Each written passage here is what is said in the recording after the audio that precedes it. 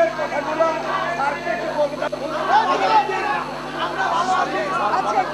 বলতে দাও বলতে দাও বলতে দাও দাঁড়াও, কথা একটু শোনো, তোমাদের কথাগুলো একটু কথা শোনো। নাম্বার ওয়ান, স্যার এখানে সারা সমগ্র মাইকটা কোথায়? এখান থেকে মাইক নিয়ে গেছে। সমগ্র জাতি দেখেছেন কিভাবে এই গুরুদের নেতৃত্বে আপনার বাসা হামলা হয়েছে।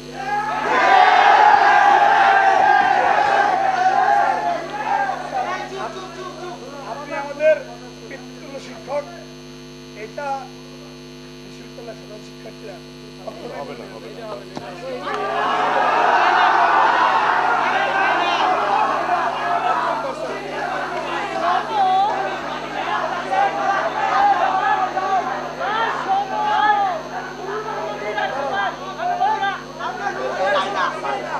এরপরে গত কয়েকদিন যাবৎ সামাজিক যোগাযোগ মাধ্যমে আমরা দেখেছি যে প্রতিক্রিয়াশীল গোষ্ঠীর রাজনীতি এই বিশ্ববিদ্যালয়ে আইন করে নিষিদ্ধ, তাদের প্যাডে কিভাবে তাদের প্রতি সমর্থন দেওয়া হয়েছে। আমরা মনে করি এই হচ্ছে শিবিরের যে নীরব ভোট, সেই ভোটটা এখানে গিয়েছে। এবং হ্যাঁ,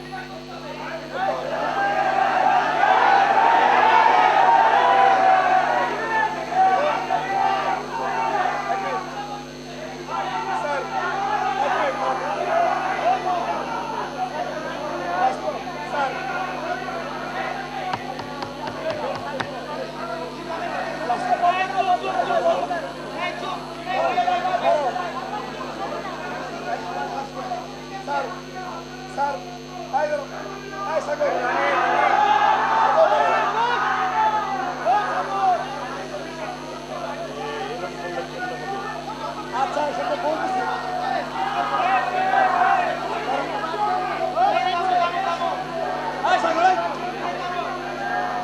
আমি তো বলতেছি না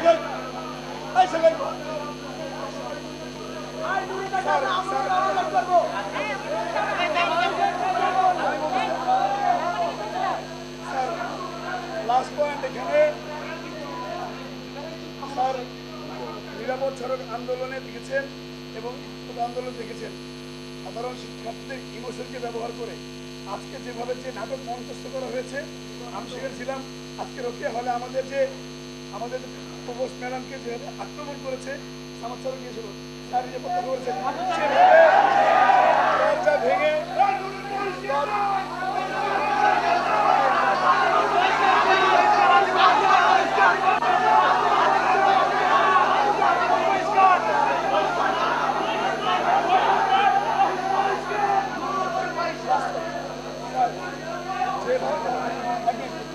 যেভাবে আজকে দরজা ভেঙে ব্যালট ছিনতাই করেছে, আমরা মনে করি ব্যালট নয়, আমাদের স্বপ্ন ছিনতাই করা হয়েছে।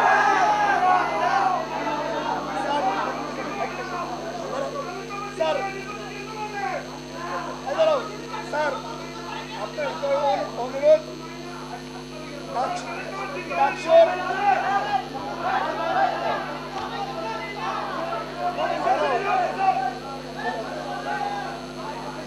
আমরা আজকে দেখেছি ইতিমধ্যেই রোকেয়া হলের সাধারণ শিক্ষার্থী, কোনো রাজনৈতিক পরিচয় নয়, তারা ইতিমধ্যে মামলা করেছে আসামি মামলা করেছে।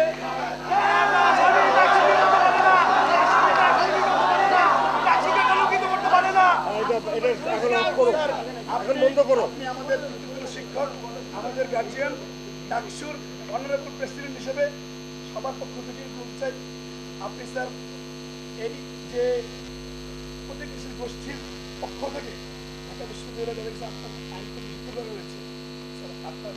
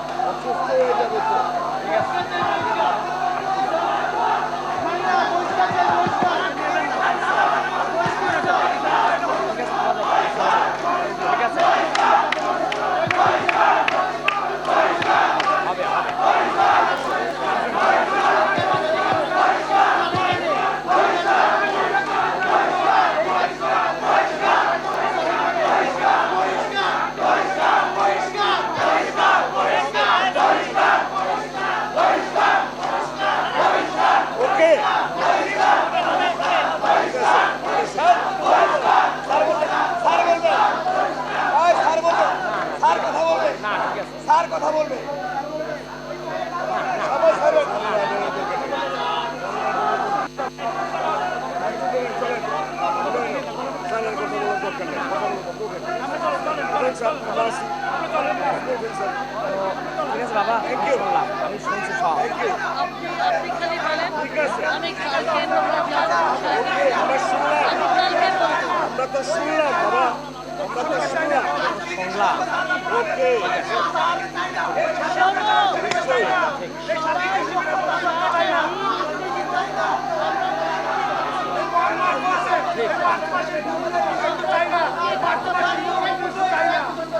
এই, এই শুনো, এই না, ঠিক আছে বাবা,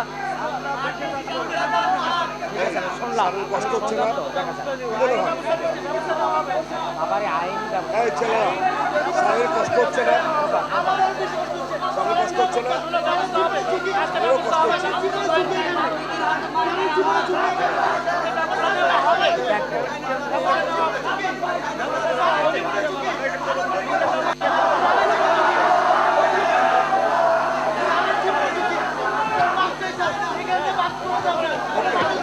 ওকে, পারে না। আর এইভাবে বাথরুম করা যায় না, এইভাবে বাথরুম করা যায় না।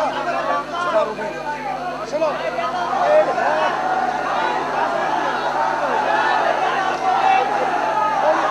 বলি বলি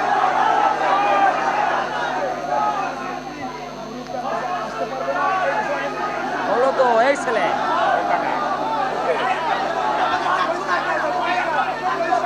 ওকে,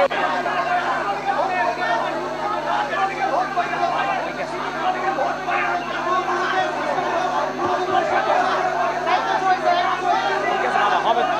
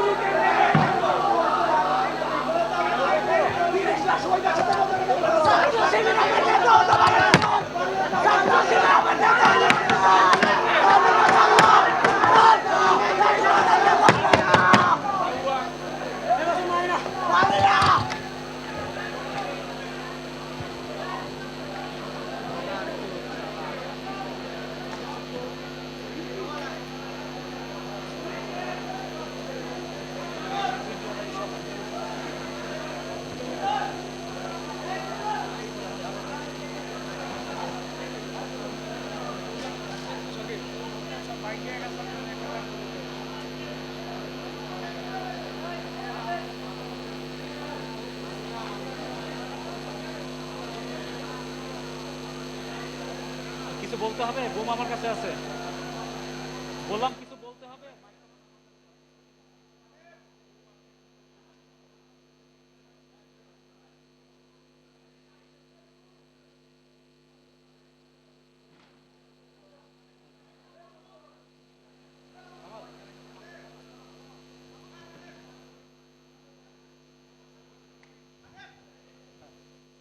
হ্যাঁ দর্শক, যে বিষয়টি আমরা এতক্ষণ দেখলাম যে যে ঢাকা বিশ্ববিদ্যালয়ের কেন্দ্রীয় ছাত্র সংসদের ফলাফল ঘোষণার পরপরই কিন্তু পুরো সিনেট ভবনের যে মিলনায়তন রয়েছে, মিলনায়তনটি কিন্তু একটি উত্তেজনা, টান উত্তেজনাপূর্ণ অবস্থায় বিরাজ করেছে। আমরা দেখতে পেয়েছি যে 3:20 দিকে ঢাকা বিশ্ববিদ্যালয়ের উপাচার্য অধ্যাপক আখতারুজ্জামান তিনি এই সিনেট ভবনে প্রবেশ করেন, সিনেট ভবনের মিলনায়তনে প্রবেশ করেন এবং 3:30 দিক থেকে তিনি ফলাফল ঘোষণা শুরু করেন। ফলাফলের শুরুতেই কিন্তু যেখানে ভিপি পদে বা সাধারণ ছাত্র অধিকার সংরক্ষণ পরিষদে নুরুল হক নুরুর নাম ঘোষণার পরপরই কিন্তু এই মিলনায়তনের মধ্যে যারা ছিলেন তারা কিন্তু জোর প্রতিবাদ জানান, তারা কিন্তু তীব্র প্রতিবাদ জানিয়েছেন। অনেকেই একটি মানে ক্ষোভ প্রকাশ করেছেন এই ফলাফলটি ঘোষণার পরপরই।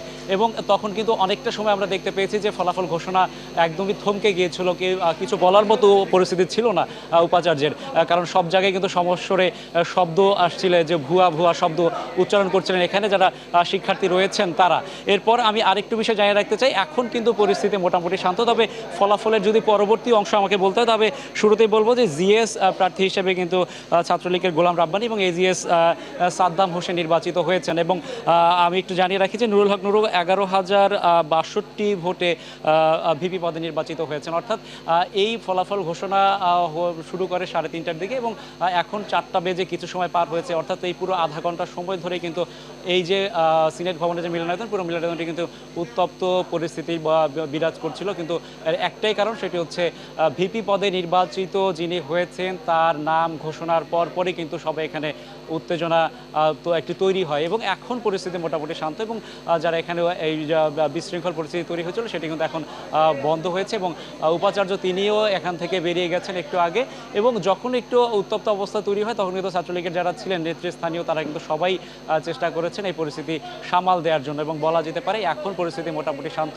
এবং আমরা গণমাধ্যম কর্মীরা এতক্ষণ ধরে সবাই অপেক্ষা করছিলাম এই ফলাফল ঘোষণার শেষটা দেখার জন্য। সবাই কিন্তু প্রতীক্ষার প্রহর গুনছিলেন কখন কেন্দ্রীয় ছাত্র সংসদের ফলাফল ঘোষণা হবে। এর আগে যে 18টি হল রয়েছে সেই 18টি হলের ফলাফল কিন্তু আমরা একে একে পেয়ে গিয়েছিলাম, শুধু বাকি ছিল এই কেন্দ্রীয় ছাত্র সংসদের যে ফলাফল সেটি। এবং সেই ফলাফল ঘোষণার পর এখন পরিস্থিতি মোটামুটি স্বাভাবিক এবং বলা যেতে পারে। এবং এখানে যেসব গণমাধ্যম কর্মী যারা ছিলেন তারাও কিন্তু আমরা এখন বেরিয়ে যাওয়ার চেষ্টা করছি এবং আমরা চেষ্টা করব যারা নির্বাচিত হয়েছেন তাদের প্রতিক্রিয়া জানার জন্য। ফলাফল পরবর্তী যদি তারা কোনো প্রতিক্রিয়া দেন সেই বিষয়টি আমরা জানানোর চেষ্টা করব। এই এখন পর্যন্ত আমার হাতে এই ছিল সবশেষ খবর।